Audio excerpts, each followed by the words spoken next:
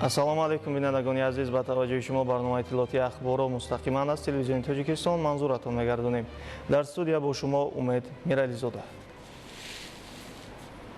16 июн дар шаҳри Душанбе таҳти раёсати раиси Маҷлиси Миллии Маҷлиси Олии Ҷумҳурии Тоҷикистон, раиси шаҳри Душанбе муҳтарам Рустами Эмомалӣ, ҷаласаи навбатии шӯрои Маҷлиси Миллии Маҷлиси Олии Ҷумҳурии Тоҷикистон даъвати ҳафтум баргузор гардид. طبق روزنامه در جلسه 47 مسئله بررسی گردید. اعضای شورای مجلس ملی با ترتیب مقرر گردیده قانون کنستیتوسیونی جمهوری تاجیکستان اوید به وارد نمودن تغییر و الوه ها به قانون کنستیتوسیونی جمهوری تاجیکستان درباره سودهای جمهوری تاجیکستان، قانون کنستیتوسیونی جمهوری تاجیکستان اوید به وارد نمودن تغییر به قانون کنستیتوسیونی جمهوری تاجیکستان درباره حکومت جمهوری تاجیکستان، قانون‌های جمهوری تاجیکستان درباره تحصیلات ابتدایی کسبی،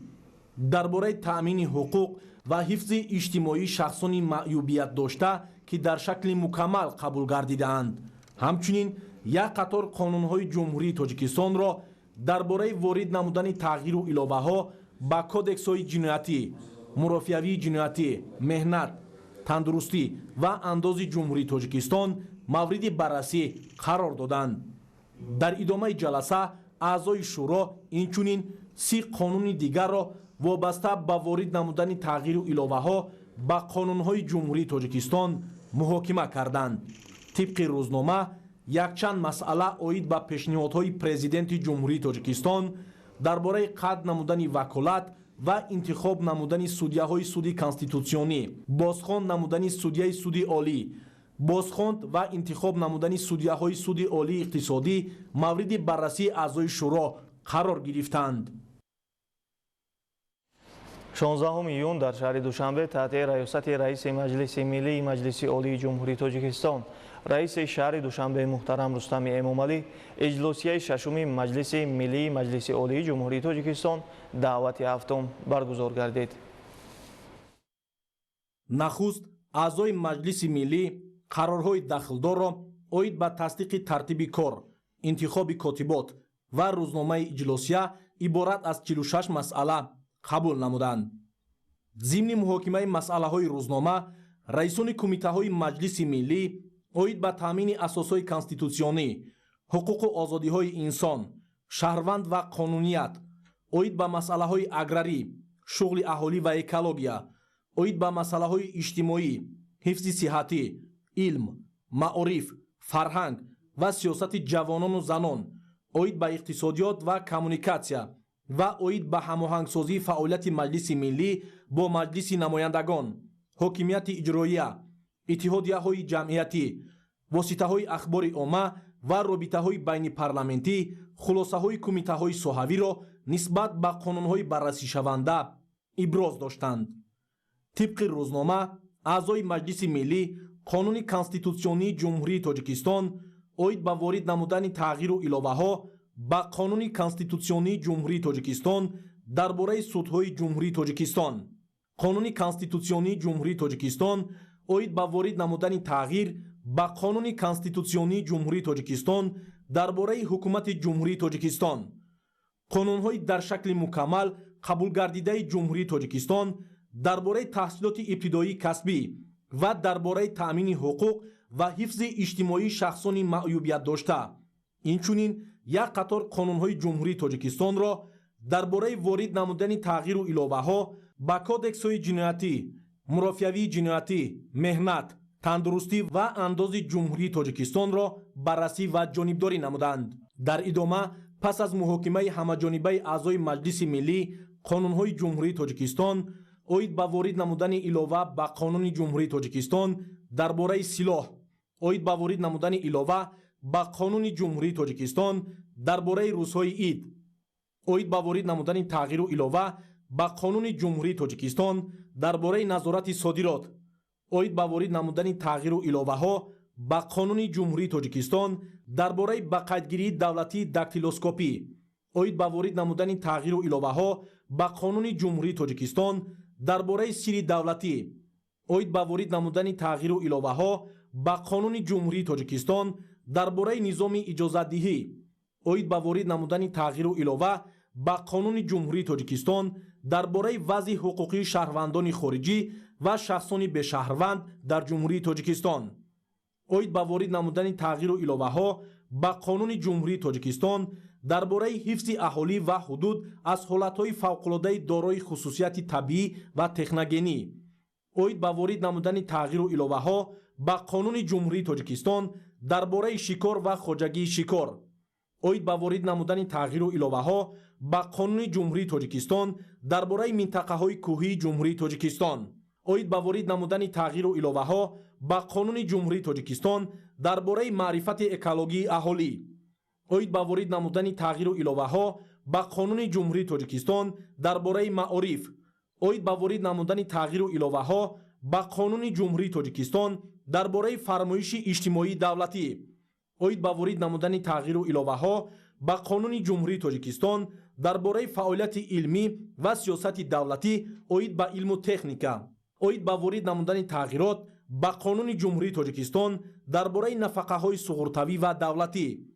оид ба ворид намудани тағйиру иловаҳо ба қонуни ҷумҳурии Тоҷикистон дар бораи хизматрасонии иҷтимоӣ, оид ба ворид намудани тағйиру иловаҳо ба қонуни ҷумҳурии Тоҷикистон дар бораи бехатарии маҳсулоти хӯрокворӣ, оид ба ворид намудани иловаҳо ба қонуни ҷумҳурии Тоҷикистон дар бораи захираи моддии давлатӣ, оид ба ворид намудани иловаҳо ба қонуни ҷумҳурии Тоҷикистон дар бораи муомилот бо партоҳои радиоактивӣ, оид ба ворид намудани илова ба қонуни ҷумҳурии Тоҷикистон дар бораи ба меъёрдарории техникӣ, оид ба ворид намудани тағйиру иловаҳо ба қонуни ҷумҳурии Тоҷикистон дар бораи хазинадорӣ, оид ба ворид намудани тағйирот ба қонуни ҷумҳурии Тоҷикистон дар бораи истифодаи энергияи атомӣ, оид ба ворид намудани тағйиру иловаҳо ба қонуни ҷумҳурии Тоҷикистон дар бораи бехатарии саноатии объектҳои истеҳсолии хатарнок, оид ба ворид намудани тағйиру иловаҳо ба қонуни ҷумҳурии Тоҷикистон дар бораи савдо ва хизматрасонии маишӣ, оид ба ворид намудани тағйиру иловаҳо ба қонуни ҷумҳурии Тоҷикистон дар бораи дигар пардохтҳои ҳатмӣ ба буҷет, оид ба ворид намудани тағйирот ба қонуни ҷумҳурии Тоҷикистон дар бораи бехатарии радиатсионӣ, оид ба ворид намудани илова ба қонуни ҷумҳурии Тоҷикистон дар бораи санҷиши фаъолияти субъектҳои хоҷагидор, оид ба ворид намудани тағйиру иловаҳо ба қонуни ҷумҳурии Тоҷикистон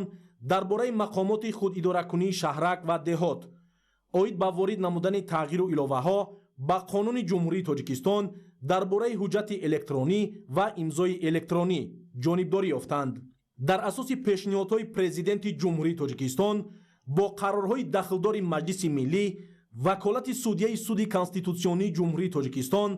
Ҷамшедзода Ҷамшед Назаршоҳ бинобар вафоташ қатъ ва Қодирзода Ҷурабек Шариф судяи суди конститутсионии ҷумҳурии Тоҷикистон интихоб карда шуд. ҳамчунин бо қарорҳои Маҷлиси Миллӣ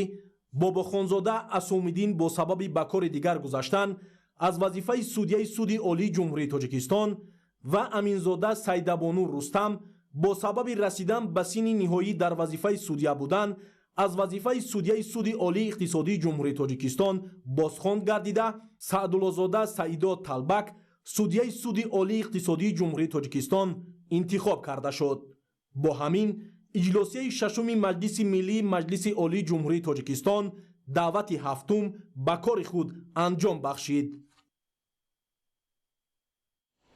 16 июн сарвазири ҷумҳурии Тоҷикистон Қоҳир Расулзода дар доираи сафари корӣ дар шаҳри Тошканд бо президенти ҷумҳурии Узбекистон Шавкат Мирзиёев мулоқот намуданд. дар оғози суҳбат сарвазири кишвар Қоҳир Расулзода ба президенти ҷумҳурии Узбекистон Шавкат Мирзиёев паёми самимии президенти кишвари мо муҳтарам Эмомалӣ Раҳмонро расонда иброз дошт ки кишварҳои моро анъанаҳои неки чандин асраи ҳамсоягии нек ва эҳтироми ҳамдигарӣ муттаҳид мекунад. дар мулоқот доираи васеи масъалаҳои ҳамкории дуҷониба баррасӣ шуд. таваҷҷӯҳи хос ба дурнамои рушди муносибатҳо дар самтҳои тиҷорату иқтисод, сармоягузорӣ, саноат, энергетика ва фарҳанг зоҳир гардид.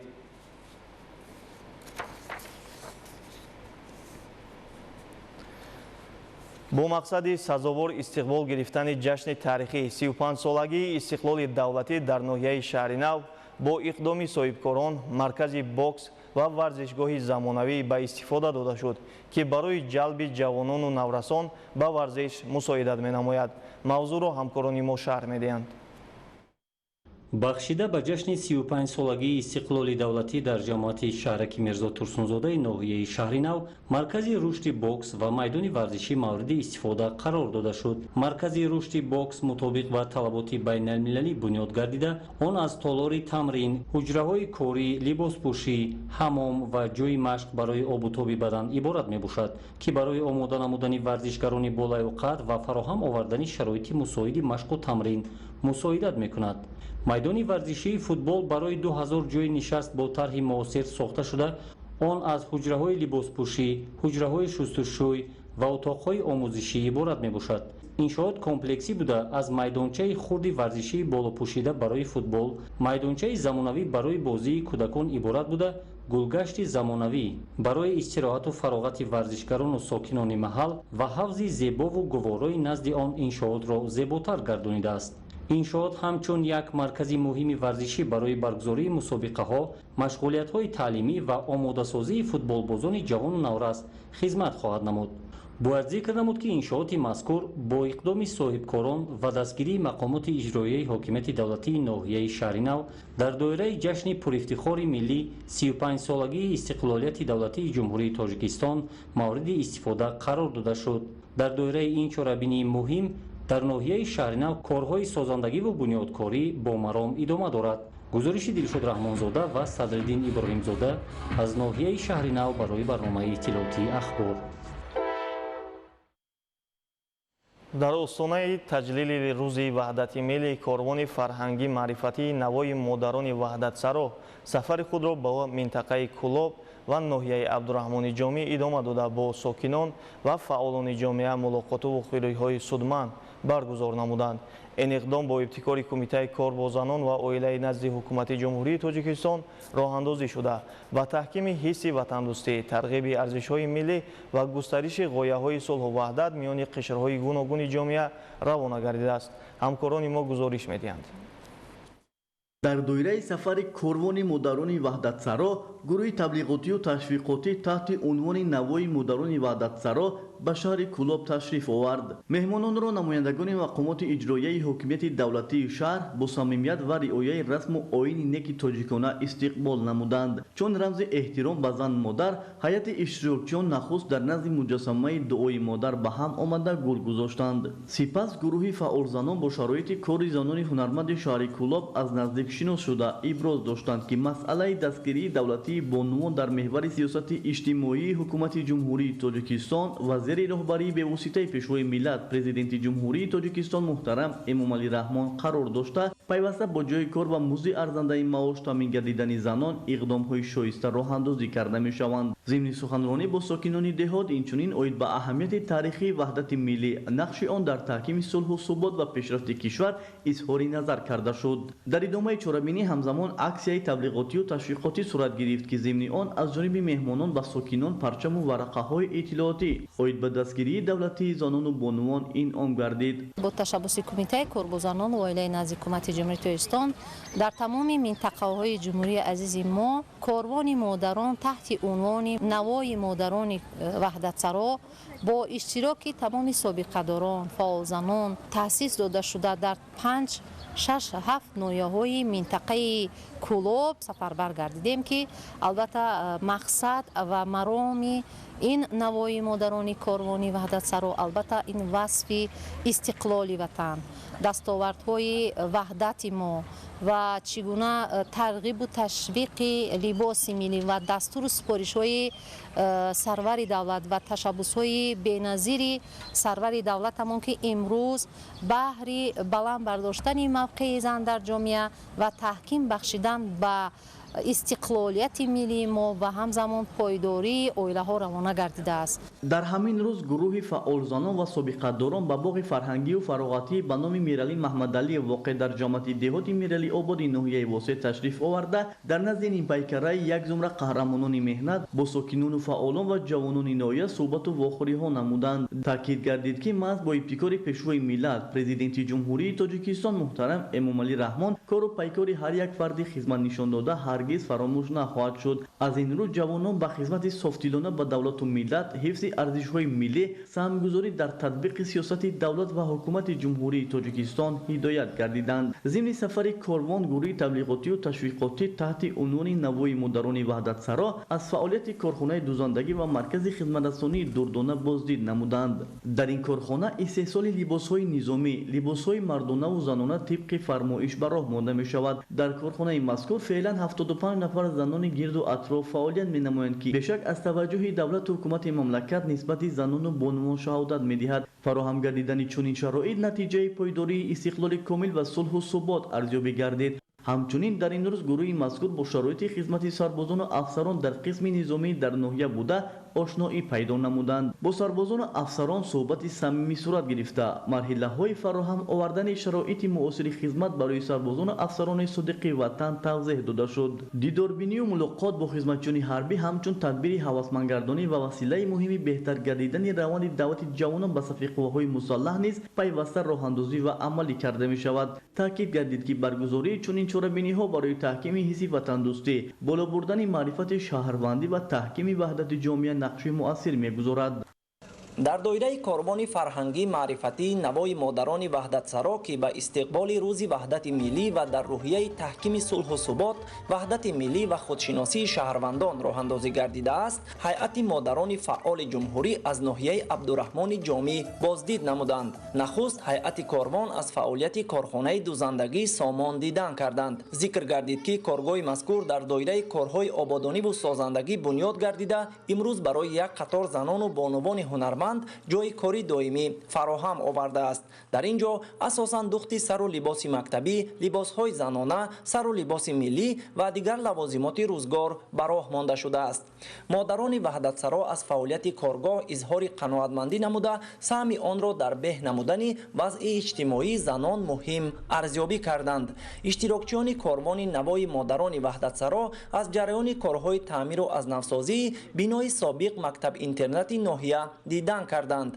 گفته شد که انشاءات مذکور در دایره آمادگی ها به جشن 35 سالگی استقلال دولتی با تشبث مسئولین مقامات اجرایی حاکمیت دولتی، تشکیلات و مؤسسه ها و فعالان جامعه از تعمیر اساسی برآورده می شود. بنای مذکور سالیان زیاد به تعمیر نیاز داشت و امروز سیمای نو کسب نموده در آن برای تعلیم و تربیت نسل نورس شرایط مساعد فراهم آورده می شود. در ادامه سفر هیئت مهمانان از شعبه یاری تعجیلی طبی بازدید کردند. اطلاع داده شد که مؤسسه مذکور با تشبث مقامات محلی و دستگیری فعالان جامعه پر را از نوسازی گردیده با شرایط معاصر کار و خدمت رسانی تامین شده است. مادران وحدت سرا از بهتر شدن انفراساختار ساحه تندرستی استقبال نموده آن را نشانه غمخواری دولت نسبت به سلامتی مردم ارزیابی کردند. در ادامه در کاخ فرهنگی ناحیه عبدالرحمن جامی چاره‌بینی فرهنگی معرفتی تحت عنوان نوای مادران وحدت سرا برگزار گردید.